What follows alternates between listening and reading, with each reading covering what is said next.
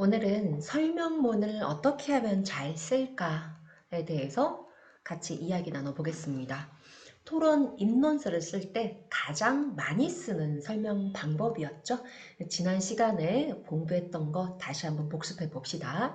반려동물 등록제 강화해야 한다라는 토론 주제가 있을 때 반려동물 등록제가 무엇인지 그 의미를 밝히는 것입니다.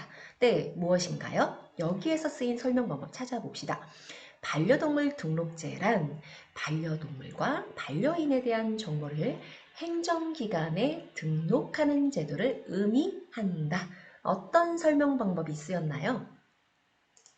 네, 맞습니다. 정의입니다. 정의. 무엇란 무엇이다. 의 설명 방법이었죠.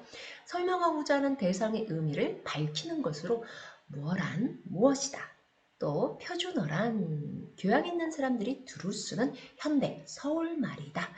이렇게 대상이나 현상을 설명할 때 의미나 개념을 분명하게 설명해 주는 것입니다.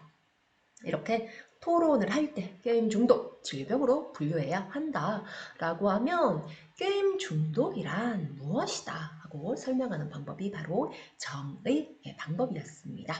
예시의 방법, 구체적이고 친근한 예를 들어 설명하는 방법. 그래서 예를 들어 라는 표지판, 표지가 나오면 여러분들은 예를 들어 설명했구나. 앞에 말은 좀 어려워도 요 예를 드는 설명 뒤에는 쉬운 내용이 나오겠구나 라고 생각하면 되겠습니다. 네, 예시 수준의 그 예시 내용의 수준을 고려해서 이해하기 쉽도록 친숙하고 구체적인 예를 들어줘라. 바로 예시였습니다. 그래서 정의, 저작권의 뜻 이런 것들은 정의의 방법으로 설날 풍속의 예시의 방법이었고요. 또 환경의 개념은 정의가 되겠습니다. 그래서 무엇이란 무엇이다. 이건 정의의 방법이고 예를 들어 예컨대 이건 예시의 방법이라 하였습니다. 자, 이제 그러면 이거 한번 같이 해볼까요? 게임 중독, 질병으로 분류해야 한다를 토론 주제로 했을 때 게임 이용 장애란 일상생활보다 게임을 우선시해 부정적인 결과가 발생해도 게임을 지속하는 상태를 의미한다 라고 했으면 이거 어떤 설명 방법 쓰였나요? 그렇죠. 정의의 설명 방법 쓰였습니다. 이렇게 해서 설명문을 잘 쓰려면 사실 이 두 개로 먼저 시작하면 됩니다. 무엇이란 무엇이다. 예를 들면 이렇게 하면은요. 사실 한 문단 정도는 쓸 수 있게 됩니다. 네, 여러분들 이렇게 설명문을 쓸 수 있게 되는 겁니다. 이제 그러면 다음 설명하는 방법으로 비교와 대조에 대해 살펴보도록 합시다. 두 가지 어떤 것이 공통점이고 또 어떤 점이 차이점인지를 비교해보고 대조해 보는 것인데요. 자, 이거 어떻게 설명하는 걸까요? 비교는 두 대상의 공통점을 밝혀 설명하는 것입니다. 야, 옆집에 누구 있잖아. 그 중학교 1학년 너랑 똑같잖아. 공통점이죠. 너랑 똑같은 중학생이잖아. 공통점입니다. 그런데 말이야, 그 친구는 아유 그렇게 응? 엄마 설거지를 잘 도와준대. 뭐 이렇게 네 인사를 그렇게 잘해. 이렇게요. 네. 대조죠. 네네. 대조는 두 대상의 차이점을 밝혀 설명하는 겁니다. 기분 나쁘죠. 네, 비교하는 거 기분 나쁩니다. 네, 비교와 대조. 근데 뭐냐? 비교는 일단 둘 다 똑같은 중학생이어야 돼. 학생이어야 돼. 나하고 똑같은 뭔가 공통점이 있어야 돼. 비교입니다. 비교하지 마세요. 하죠. 공통점이 있을 때 비교하는 겁니다. 대조, 두 대상의 차이점을 밝혀 설명하는 것입니다. 그런데 얘가 뭐가 다르냐를 말하는 것이 바로 대조인데요. 하지만 전설은 특정한 증거가 있대. 민담은 증거가 필요하지 않다. 네, 전설과 민담은 둘 다 옛날 아주 먼 옛날 어디 산골에 이렇게 시작하죠. 네네. 이건 둘 다 옛날 얘기라는 점에서는 똑같아. 그런데 전설은 말이야. 그래서 있잖아. 그게 이렇게 바위로 굳어져 버렸대. 이 바위가 저기 있는 저 바위야. 정말 증거가 있네. 정말 이 이야기가 진짜라는 거 너 알겠어? 이게 바로 전설이 되는 거고요. 응, 그냥 그랬대. 증거가 없습니다. 그건 바로 민담이에요. 이게 바로 비교와 대조의 차이점이에요. 네, 비교는요, 잘 알려진 대상을 통해서 모르는 대상을 설명할 때 주로 쓰입니다. 네, 대조는요, 대상이나 현상의 차이점이 두드러질 때, 네, 그때 대조가 쓰입니다. 이렇게 비교와 대조를 사용하면요, 둘 이상의 대상을 아주 쉽게 이해할 수 있습니다. 이렇게만 설명하니까 조금 어렵게 느껴지나요? 네, 그러면 요거 한번 살펴볼게요.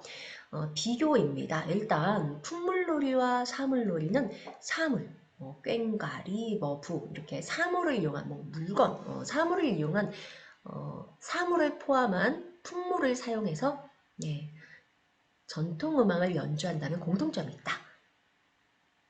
하지만 차이점도 있다. 그래서 네, 공통점을 들어서 처음에 말을 합니다. 비교입니다. 그런데 차이점이 있다. 대조입니다. 사물에는 꽹과리, 부, 장구징 이런 게 사용이 되는데 풍물놀이는 소고, 나팔, 태평소 같은 더 많은 악기가 사용된다. 이렇게. 그런데 사물놀이에서는 사람들이 춤을 안 춰. 그대로 무대 위에서 악기만 연주하지만 풍물놀이는 마당에서 춤을 추고 몸짓을 해가며 악기를 연주한다. 그래서 비교하고 대조하는 것이 나왔습니다. 자, 그러면 여러분들 연극이나 영화, 또 초등학교, 중학교, 텔레비전과 라디오에 대해서 여러분들 공통점과 차이점을 들어 정리할 수 있겠죠. 예를 들면 초등학교, 중학교, 여러분들 공통점이 무엇인지, 또 차이점이 무엇인지, 네, 쓸 수 있겠죠. 초등학교는 초등학교와 중학교는 둘 다 학생들이 가서 공부한다. 공부하는 곳이다. 라는 공통점이 있죠. 그런데 또한 차이점도 있습니다. 여러분들 6학년 때 배웠던 것과 또 이제 반 구성되는 것과 또 수업 진행되는 거 여러분들 차이점 좀 알고 있죠, 이제. 네, 쓸 수 있을 겁니다. 네, 공통점과 차이점을 들어서 정리합니다. 비교와 대조의 방법. 첫 번째, 공통점 쓰고 두 번째, 대조, 차이점을 쓰면요. 또 이게 한 10줄 이상 쓸 수 있어요. 네, 이렇게 사실은 여기까지만 해도요. 여러분들은 설명문 A4 한 장짜리는 충분히 쓰고도 남습니다. 네. 자, 그 다음은요, 분류입니다. 이제 조금 더 해볼까요? 힘을 내세요. 기준을 정해서 나누거나 묶어서 설명하는 겁니다. 분류, 아유, 참 정리가 잘 돼 있어. 정리전돈이 잘 돼 있어. 개운한걸. 아유, 편의점 갔더니 어떤 물건이 어디에 있는지 한눈에 봐도 쏙쏙쏙 눈에 들어오네. 분류가 잘 되어 있기 때문에 그렇습니다. 여러분들 마트에 가거나 편의점 가거나 슈퍼 갔을 때 분류가 잘 되어 있으면 네, 기준을 정해서 나누거나 묶어서 한눈에 파악하기 쉽죠? 그게 바로 분류입니다. 여러분들 분류하면 자주 갔던 편의점을 한번 생각해 보세요. 네, 이 분류라는 것은요, 대상을 일정한 기준에 따라 나누거나 종류별로 묶어서 설명하는 방법을 뜻합니다. 그래서 어떤 기준을 딱 정하고요, 그 기준에 따라서 비슷한 속성을 지닌 대상끼리 묶어서 정리하는 겁니다. 자, 악기는 소리를 내는 방법에 따라 몇 갈래로 나뉜다. 기타나 가야금과 같이 줄을 켜거나 타서 소리를 내는 악기, 또 필이나 플룻과 같이 입으로 불어서 공기를 진동시켜서 소리를 내는 악기, 또 장구나 북과 같이 두드러서 소리를 내는 악기로 나뉜다. 그래서 소리 내는 방법에 따라서 이렇게 분류하고 있습니다. 그렇다면 내가 설명하고자 하는 대상이 있잖아요. 내가 잘 아는 어떤 대상을 설명하고자 한다면 그 대상이 무엇인지에 따라서 아까 배웠던 정의, 또 예시, 그 다음에 또 비교, 대조 혹은 분류나 또 다음 배우는 분석과 같은 방법을 쓸 수 있습니다. 분류하면 편의점에 구분이 잘 돼 있는 것, 분류가 잘 돼 있는 것, 제품에 따라서 분류가 잘 돼 있죠. 그걸 생각하면 되겠습니다. 내용을 체계적으로 정리해서 설명할 수 있겠고요. 또 대상에 따라, 기준에 따라서 대상이 달라지기 때문에 기준을 정하는 것이 중요합니다. 만약에 내 핸드폰에 주소록을 분류한다면은요, 이렇게 네, 기준을 정할 수도 있겠죠. 네, 그러면 훨씬 더 수월할 겁니다. 그 다음 분석입니다. 여러분들 여기 시계가 있잖아요. 시계를 쑥 이제 분해해요. 드라이버로 쑥 분해해요. 예, 나누거나 쪼갭니다. 그런데 이거를 다시 또 조립하면 어떻게 돼요? 완전한 시계가 되는 거예요. 자전거 어떻습니까? 자전거 막 분해해요. 근데 또 이렇게 조립해요. 네, 온전한 자전거가 되는 거죠. 이렇게 나누거나 쪼개서 설명할 수 있겠습니다. 네, 그래서 전체를 부분으로 쪼개는 거죠. 전체를 부분으로 쫙 쪼개요. 네, 시계 분해하듯이. 네. 그래서 복잡한 현상이나 어떤 대상, 개념을 하위 구성 요소로 나누는 것입니다. 시계는 분석하면은 초침, 분침, 시침, 숫자판, 태엽 등으로 나눌 수 있다. 뭐 등, 이렇게. 네, 그 안에 어떤 것이 들어가느냐, 네, 그 뒤에 등을 붙여줍니다. 네, 바로 분석입니다. 그런데 이 분석은요, 전체를 부분으로 막 쪼갰죠. 그런데 이 부분들을 다시 또 쫙, 어때요? 조립하면 하나의 완전한 시계가 되는 거죠. 분석입니다. 바로 이것이. 네. 이게 시계라는 전체, 큰 전체가 있다면 이런 것들은 구성 요소가 되는 겁니다. 네, 그래서 이 시계를 자잘하게 부분으로 쪼개서 설명하는 것, 바로 분석이 되겠습니다. 그래서 이게 어떤 현상이냐, 어떤 대상이라던가 물건이라든가 하는 것들, 네, 그런 것들이 잘게 쪼개지는 것들은 분석을 하면 되겠죠. 사회적인 현상도 마찬가지고요.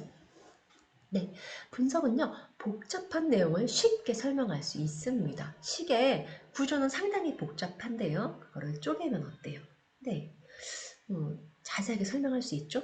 지금 여러분들이 손에 들고 있는 핸드폰, 노트북도요. 사실은 드라이버로 쪼개가지고 분해할 수 있습니다. 그러면 하나하나 분해하고 나서 여러분들은 뭐 핸드폰의 구조에 대해서 설명드리겠습니다. 핸드폰은 액정, 메인보드, 그 다음에 또 어떤 칩 이런 것들, 예, 아니면 배터리 이렇게 나누어집니다. 등으로 나눌 수 있습니다 하고 분석할 수 있겠죠. 노트북 마찬가지입니다. 노트북도 LCD 액정과 키보드와 또 마우스, 네, 마우스 등으로 어떻게 할 수 있어요?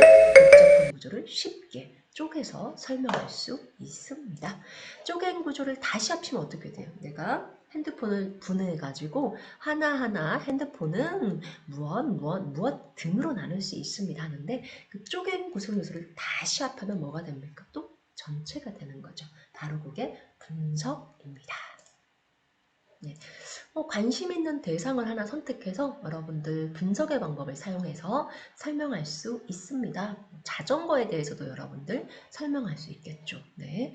자전거는 핸들, 몸체, 바퀴, 브레이크, 네, 페달로 나눌 수 있습니다. 그런데 이거를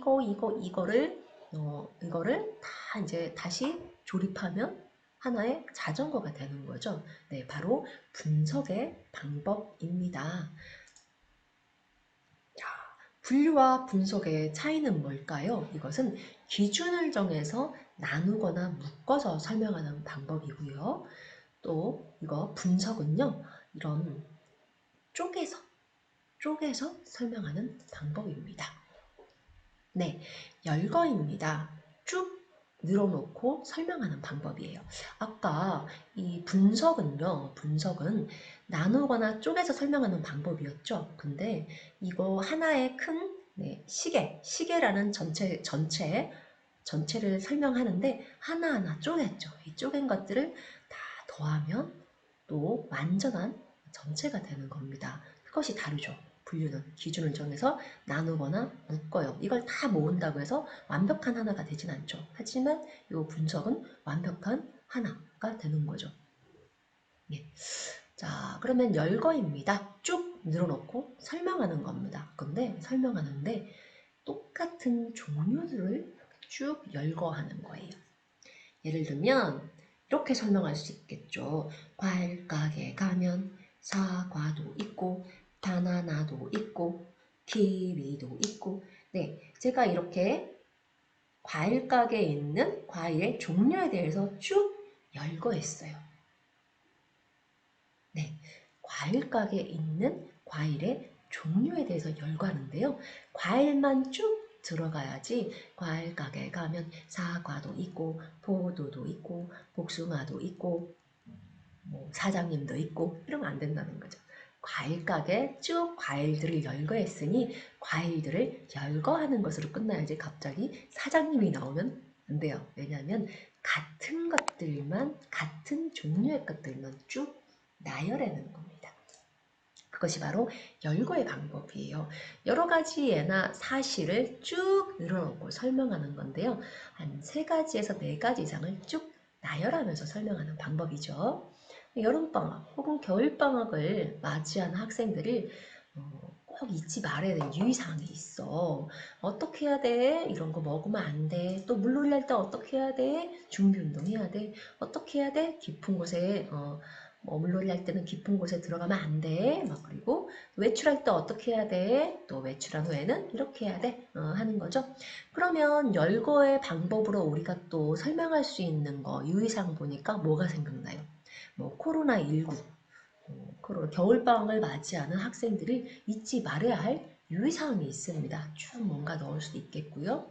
코로나19를 코로나19에 대응하는 어떤 유의사항이 있겠죠. 네, 그런 것들 여러분들은 뭐 이렇게 쭉 똑같은 것들을 3가지에서 4가지 이상을 나열해서 설명하는 경우가 있을 겁니다. 바로 열거입니다. 자, 이렇게 할 때 뭐예요? 등이 있다 나오죠. 네, 이렇게 똑같은 것들을 쭉 열거할 때, 많은 것들을 쭉 열거할 때는 등이다. 이렇게 등을 붙여주면 되고요. 띄어 써줍니다. 이때는 열거입니다. 이렇게 열거를 할 때는 어때요?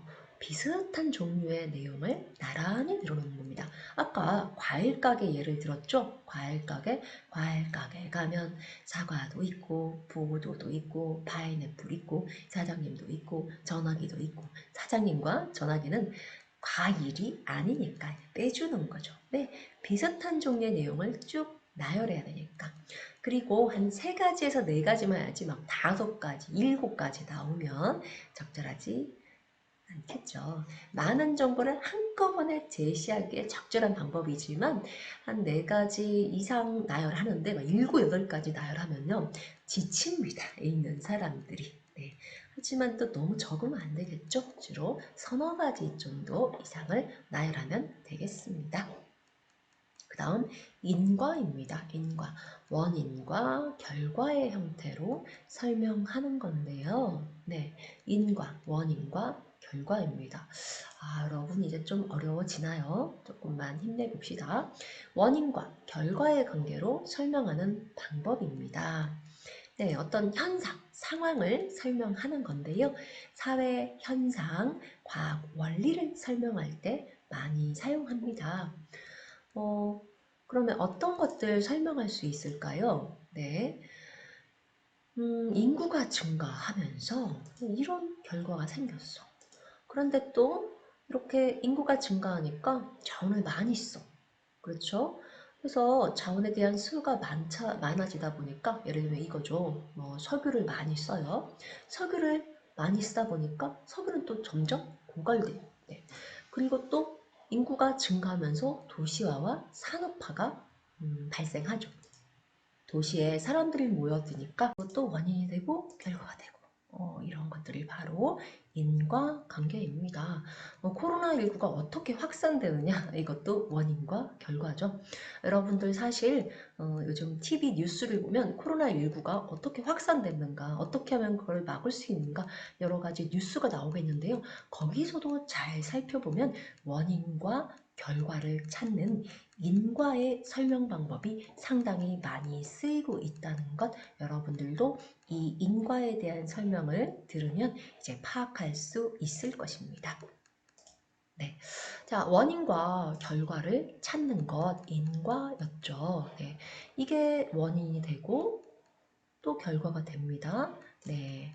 자, 그러면 설명문을 쓸 때 적절한 설명 방법을 찾아볼 수 있겠죠? 황사현상, 코로나19의 확진자의 증가. 네, 원인과 결과의 관계는 인과가 되겠습니다. 내가 참여했던 과학 실험들 네, 똑같은 걸 쭉 나열하는 거니까 열거가 되고요. 우리 모두먼들 소개 어디로 보내면 될까요? 우리 토론 모두먼들은 뭐 사회를 맡았던 누구, 뭐 인론을 맡았던 누구, 상대방의 반론을 제기했던 누구, 네, 발표할 때 목소리가 아주 커서 귀에 쏙쏙 들어오게 잘했던 누구 이렇게 누구가 있고 네 뭐죠? 열겁니다. 그래서 이렇게 하나의 글감을 선택해서요. 네. 황사현상은 왜 나타나게 되었을까? 그 원인과 결과는 무엇일까를 설명할 수 있겠죠? 네. 이렇게 황사 왜 일어나는 거지? 밖에 보면 이 뿌여가지고 아무것도 안 보여. 왜 그러는 거야? 그건 말이야. 산업이 발달해서 공업화가 되고 또 나무를 다 베어버려. 그랬더니 사막화가 진행되는 거야. 이렇게 사막화로 인해서 작은 모래나 먼지, 황토 같은 것이 바람을 타고 세상에 우리나라까지 왔대. 그래서 막 아침에 일어나면은 뿌옇게 앞이 잘 안 보여. 이런 황사 현상이 나타나는 거야. 이렇게 황사가 나타나니까 어때? 황사로 인해서 감기에 많이 걸려. 호흡기 질환을 겪기도 하고 눈이 안 보이니까 앞에 시야가 너무 뿌여서 안 보이니까 비행기도 못 날고 자동차가 또 먼지가 들어가서 고장나기도 한데 원인과 결과의 관계입니다. 자, 열거의 방법은 보면요. 우리 모두머는 누가 있다 이렇게 쭉 똑같은 것들을 쭉 나열하는 것이죠. 다른 사람의 이야기를 끌어와서 설명하는 것입니다. 바로 인용인데요. 나무 말이나 자신의 나무 말이나 글을 자신의 말이나 글 속에 끌어와서 설명하는 겁니다. 왜 설명하는 걸까요? 나는 지금 중학교 1학년이야. 학생이야. 음, 그런데 뭔가를 설명하라고 하면 중학교 1학년이 설명하면 누가 듣겠습니까? 사실. 네, 그런데 중학교 1학년이 하는 말을 믿을 수 있을까? 중학교 1학년이 쓴 글을 믿을 수 있을까? 가치가 있을까? 뭐 이렇게 생각할 수도 있어요. 그런데 내가 이렇게 어린 내가 쓴 글이라도 나는 인용이라는 방법을 하면 훨씬 더 신뢰도가 높은 거죠. 나는 중학교 1학년이라서 사회적인 경험도 없고 특정한 논문을 쓴 적도 없고 하지만 굉장히 유명한 어떤 전문가의 말 혹은 사전 아니면 국가기관 통계청 이런 것들의 말이나 글을 자기의 글에 끌어와서 설명하면은요. 그거 자체가 전문가의 말 자체가 공신력, 믿을 수 있기 때문에 여러분들의 글이 상당히 신뢰성이 높아지게 되는 겁니다. 자, 인용입니다. 그래서 남의 말이나 글을 자신의 말이나 글 속에 끌어와서 설명하는 방법인데요.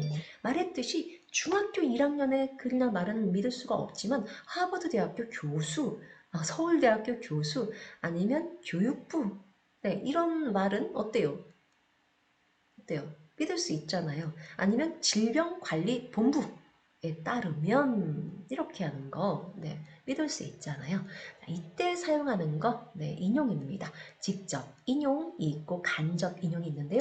원래 말이나 글을 그대로 가져와서 따옴표 붙이면 됩니다. 따왔다 라는 거죠. 다른 사람 말을 이렇게 그대로 가져왔다는 겁니다. 이게 따옴표입니다. 따옴표와 같은 문장 부호로 묶어서 직접 제시합니다. 여기서부터 여기까지는 내 말이 아니라 저기 다른 사람의 말이야. 다른 사전에 있는 말이야. 라고 따옴표를 넣어주면 되겠습니다. 간접 인형은 무엇라고 한다와 같은 표현을 사용해서 제시합니다. 조상들은 밥을 부식보다 간식보다 훨씬 중하게 여겨왔다. 중요하다고 여겨왔다. 밥이 보약이라고 할 정도로 밥을 최상으로 삼았다. 밥 중에서도 쌀밥을 최상으로 쳤으며 그 다음에 보리, 조, 수수 등의 잡곡이 밥의 재료가 되었다. 여기에 쓰인 이렇게 이거 어떤 인형이라고요? 무슨 인형이다? 네, 직접 인형이라고요. 그대로 가져와서 여기다가 땡땡 땡땡 이렇게 따옴표만 넣으면 바로 직접 인용이 되겠습니다. 네, 설명하고자 하는 대상에 대해서 전문가의 의견, 믿을 수 있는 지식과 정보를 끌어왔기 때문에 이 내용에 대해서 신뢰도를 높입니다. 난 중학교 1학년이지만 내가 쓰는 내용 뭐 중학교 1학년 말 누가 들어주겠어요. 하지만 어디 대학교 교수, 질병관리본부 이런 공신력 있는 기관은 신뢰도가 쑥쑥 높아집니다.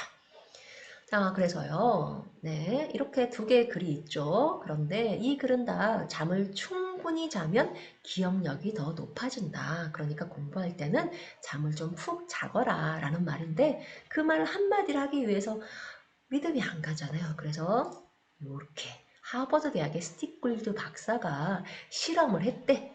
실험해서 논문을 썼는데 말이지. 어떤 결과가 나타났어? 학습 후에 공부하고 나서 잠을 충분히 자면 기억력이 더 뛰어났대. 그러니까 공부할 때는 잠을 푹 자야 돼. 라는 거죠. 네. 그래서 이렇게 직접 인용이 되겠습니다. 네, 마지막입니다. 부연 상술이에요. 자세히 덧붙여서 설명하는 겁니다. 상대방의 이해하기 쉽도록 자세하게 덧붙여서 추가로 설명하는 거예요. 자, 있잖아. 내가 설명해 줄게. 무엇은 무엇이야 라고 이제 설명을 했어요. 세종대왕 상은 한국 정부의 제의에 따라 유네스코에서 만든 상이다 하고 정의해 줬죠. 여기까지만 정의해 준 설명 방법으로는 뭐가 좀 부족한 것 같아. 그러니까 이 상은 하고 추가로 좀 더 자세하게 구체적으로 이해하기 쉽게 추가로 좀 더 길게 설명해 주고 있습니다. 이렇게요. 그래서 앞에 정의의 설명 방법을 쓰고요. 좀 더 자세하게 구체적으로 읽기 쉽게 이해할 수 있도록 도움을 주기 위해서 좀 더 자세하게 덧붙이는 것, 그것이 바로 부연 상술이 되겠습니다. 네, 저의 취미는 인터넷 서핑입니다. 라고 했죠. 그 다음에 추가로 좀 더 자세하게 설명해주고 있습니다. 네, 여기까지 해서 여러분들과 10가지 설명 방법에 대해서 알아봤는데요. 네, 정의입니다. 무엇란 무엇이다 뜻과 의미를 밝히는 방법이었고요. 구체적인 예를 들어 설명하는 방법 뭡니까? 예시입니다.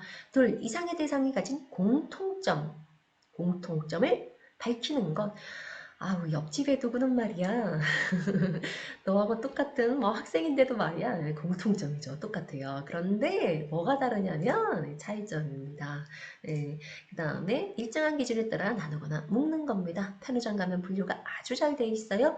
전체를 부분으로 쪼개어 설명하는 겁니다. 시계의 구조, 자전거의 구조, 뭡니까? 분석입니다. 노트북, 핸드폰을 분해하면 분석입니다.